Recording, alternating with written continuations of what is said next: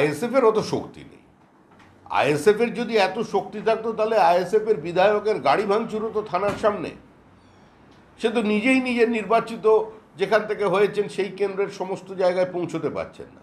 দিনের আলোর মতো পরিষ্কার, স্থানীয় প্রত্যেকটি মানুষ জানে যে মারা গেছে সে একজন নেতার ঘনিষ্ঠ, তার উল্টো দিকের গ্রুপের আরেকজনকে মেরে দেওয়া হয়েছে। এর কারণ কি?